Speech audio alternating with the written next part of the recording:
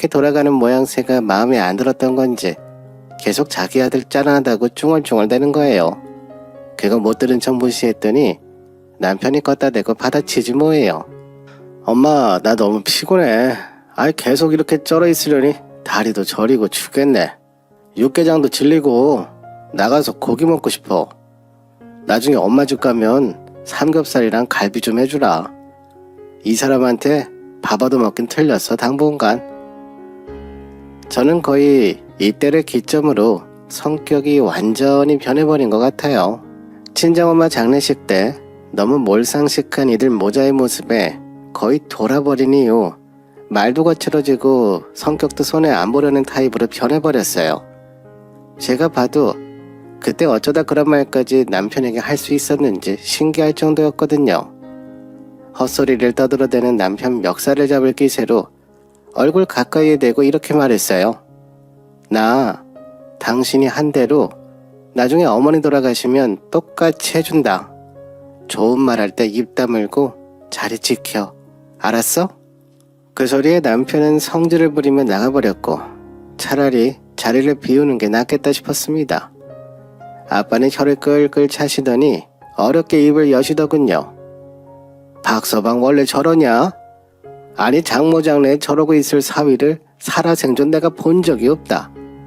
그런데 그게 내 사위라니 이게 말이 되는 거냐고. 내 참 어이가 없어서 처가를 대체 얼마나 우습게 하는 거야 저 인간은. 친정아빠도 화가 단단히 나신 것 같아서 일단 장례식까지는 조용히 넘기자 생각했고 그날 이후로 남편은 집에서 쉬라고 했어요. 괜히 눈앞에서 얼쩡거리다가 더 큰일 날 것 같았거든요. 그렇게 더 큰 소란 없이 장례식은 잘 마쳤고 얼마 뒤 아빠에게 전화가 걸려오더니 뜬금없이 상가를 하나 증여해주게 했다고 하시는 겁니다. 아빠, 그게 무슨 말이야? 상가라니. 나는 못 들었던 얘긴데 그런 게 있었어? 아니다. 전에 고모들이랑 얘기하시는 거 들었던 것 같기도 하네. 근데 그게 왜? 이렇게 통화하다 보니 길어졌고 거의 한 30분가량 나눴던 것 같아요. 끊고 나서 나가보니 그새 남편은 퇴근해서 집에 왔더라고요. 어머니랑 거실에서 뭐라뭐라 얘기하고 있더니 저를 보자마자 바로 밥 달라고 하는 게 아니겠어요. 어머니는 거기서 자기 아들 밥 굶긴다고 성질을 내면서 뭔 통화를 그리 하길래 안 나오냐고 하는 거예요. 이때만 해도 저는 대꾸 안 하고 그냥 부엌 쪽으로 갔었어요. 남편 이뻐서 밥 주려는 게 아니라 마침 우리 애도 밥 차려줘야 했으니까요. 근데 거기서 남편이 와가지고 조잘조잘거리면서 무슨 얘기한 거냐고 집요하게 묻는 거예요. 순간 짜증이 훅 올라와서 상가 증여 때문에 통화 좀 했다. 내가 뭐 우리 집이랑 통화한 게 잘못한 일이냐고 소리를 질렀어요. 이건 어머니 들으라고 지른 거나 마찬가지였죠. 그런데 이 바보 같은 인간이 지 듣고 싶은 말만 들은 거죠. 듣는 기준이 전혀 다른 거예요. 며칠 뒤에 곧장 어머니를 집에 불러들인 거 있죠. 저한테 예고도 없이 미리 말하면 제가 안 된다고 할 줄 알고 그냥 같이 들이닥친 거예요. 당황한 제 반응은 아랑곳 않고 남편은 족발이랑 이것저것 사들고 왔더라고요. 표정 관리가 안 되어 인상을 쓰고 있는 저한테 계속 생글거리면서 밥을 없냐, 찌개는 있어야겠다, 어쩌고 헛소리를 해댔어요. 그러면서 콧노래를 막 불러대더니 식탁 위에다가 이것저것 먹을 걸 풀어대면서 이러는 거 있죠. 엄마, 이 사람이 반 그 상가 꽤 괜찮아. 빈 곳이 아니야. 진짜 대박이야 엄마. 나 이번에 가서 알아보고 왔잖아. 요즘 한창 부동산 맞들린 친구가 있어서 상가 정보 줘가면서 물어봤어. 근데 진짜 장난 아니래 엄마. 이게 웬 꽁돈이냐고. 미쳤어. 내 인생에 이런 알짜배기 복이 굴러들어올지 진짜 몰랐다니까. 알고 보니 남편은 제 상가 증여 소식을 듣고 자기 혼자 열심히 돌아다니면서 정보를 캐왔더라고요. 저한테 직접 묻지도 않았으면서 누가 보면 본인이 증여받는 양 자세히도 따져보고 다녔어요. 이 상황 자체도 어이없어서 눈에 돌 지경인데 어머니는 그 와중에 여전히 인상 쓰며 또 평가질을 하고 있더군요. 뭐야, 그 정도래? 아니 뭐 그래? 그렇다면 그나마 다행이긴 한데 좀 찜찜하다. 혹시 더 좋은 거 있는데 아들내미 물려준 거 아니냐? 암만 해도 옛날 사람들이니까 딸보다 아들 귀해서 아들한테 줬겠지. 봐봐, 이러나 저러나 사업하는 아들 입에 쏙 물려줬을 거 아니야. 어멈은 그 집에서 딸이고 출가 외인이니 꼴랑 상가 한 칸 주고 생색내는 거지. 너희도 혹시나 처가에 가서 너무 좋아하고 그러지 말아라. 더 받아야지. 그래야 공평하지. 그러면서 어머니는 며칠 굶은 사람처럼 족발다리를 들고 허겁지겁 먹어대시는데 손에 침 쩍쩍 발라가며 드시는 모습이 너무 꼴보기 싫었어요. 하나가 싫으면 다 싫고 믿게 보인다더니 딱 그 짝이더라고요. 이 말은 어머니가 저한테 신혼 초에 하셨던 말이거든요. 집 하나 못 태우는 아들이랑 결혼시키는 주제 혼수예물 마음에 안 들게 해왔다고 되게 비꼬셨어요. 그러면서 하셨던 말입니다. 옛말에 며느리가 하는 게 미워 보이면 입에 뭐 넣는 꼴도 꼴보기 싫다더라. 하나가 미워 보이면 다 미워 보이는 법이야. 너는 어른들한테 잘해야 된다. 알았냐? 그때는 그냥 다 흘려듣고 휙휙 넘겨버리고 어차피 자주 안 보니까 신경 안 썼거든요. 근데 어느샌가부터 좀 자주 보이기 시작하더니 우리 엄마 돌아가시고 난 뒤 수시로 드나드는 거예요. 앞만 봐도 상가이기 때문에 관심 갖는 것 같아서 이거 진짜 작정하고 사람 괴롭히는 건가 싶었어요. 왜냐면 저를 두고 그런 실없는 소리를 해대면서 지들끼리 주고받고 족발 뜯고 앉아있는데 보고 있는 저는 돌아버릴 것 같았거든요. 와중에 어머니는 무슨 자고 갈 것처럼 얘기하고 있으니 골이 아파서 머리를 한참 붙잡고 있는데 갑자기 아빠로부터 전화가 또 걸려왔어요.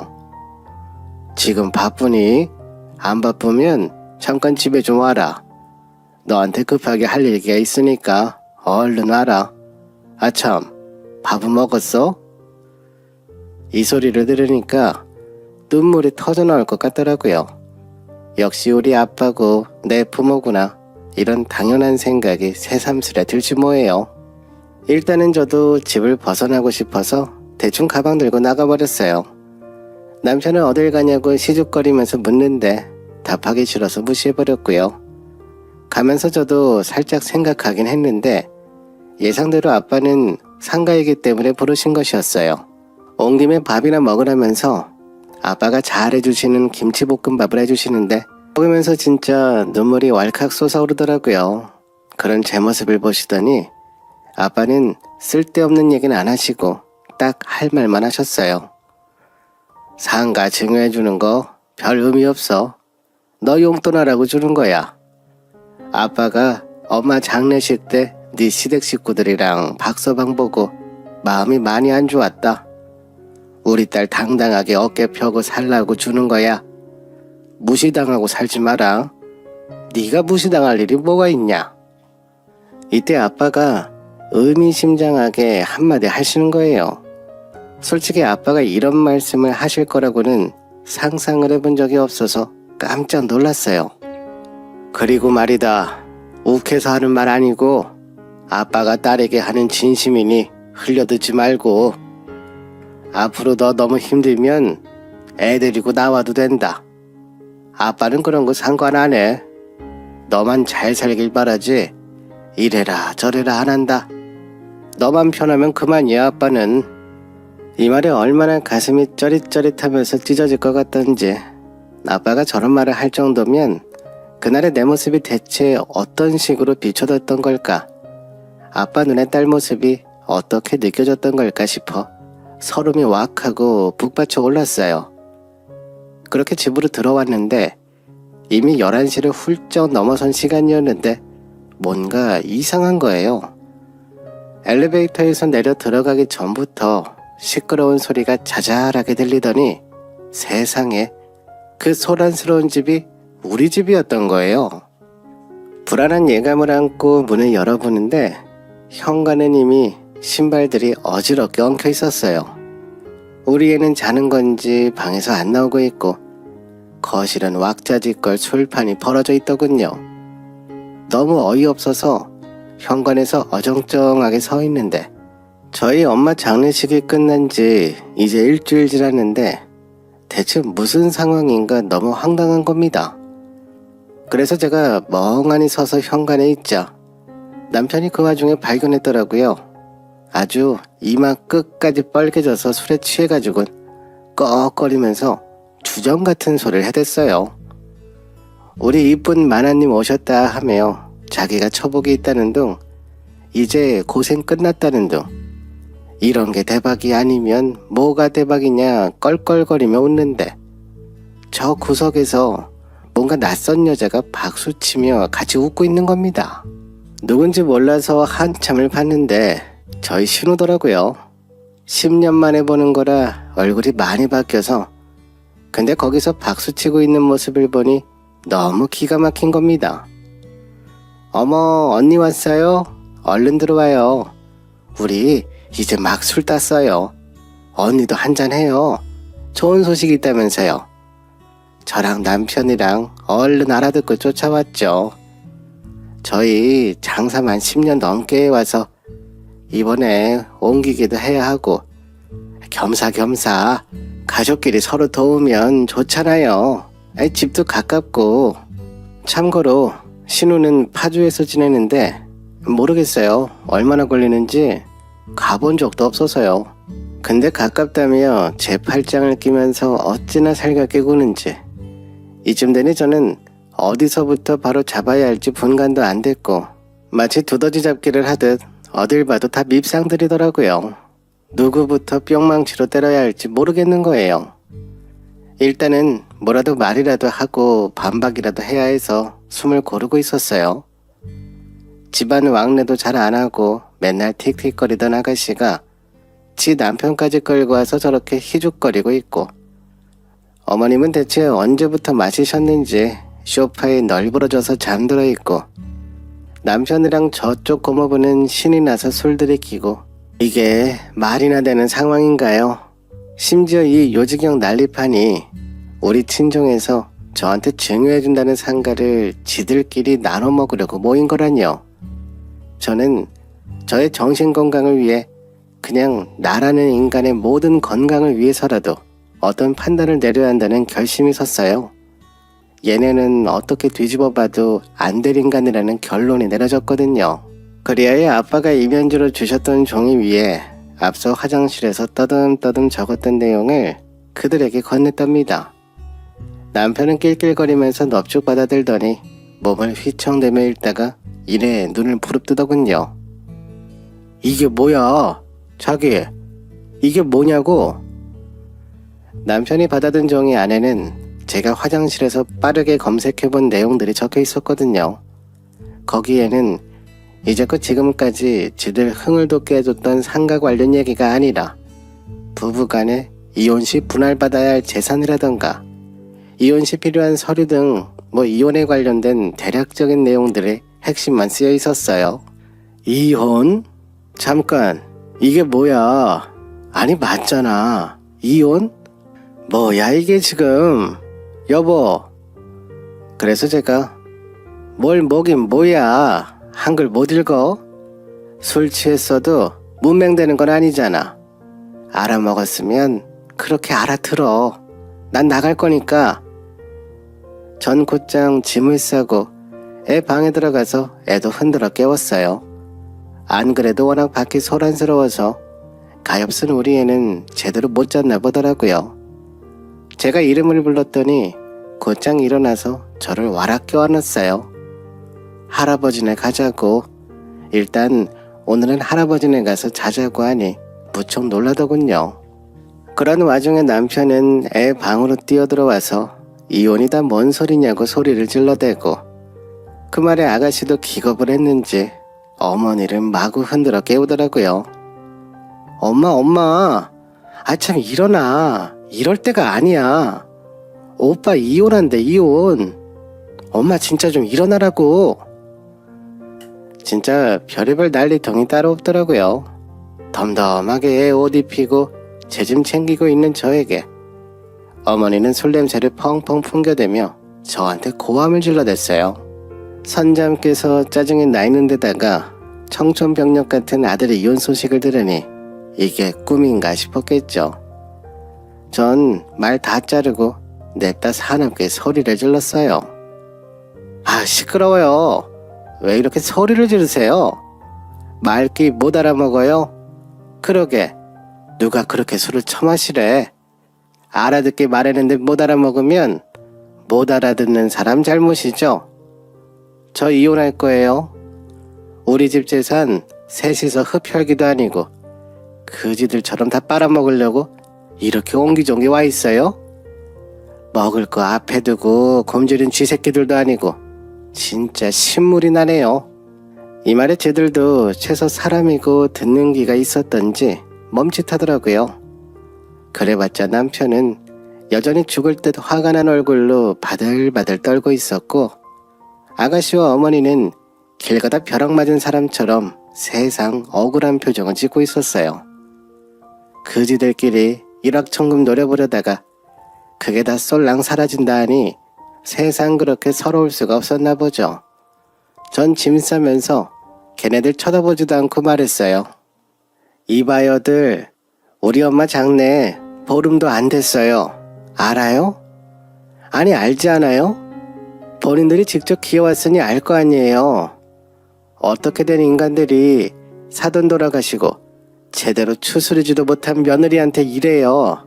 계속 돈돈돈거리면서 술판 버리고 며느리한테 빼먹을 목록 갖고 와서 시퍼렇게 눈을 부라리고 있냐고요.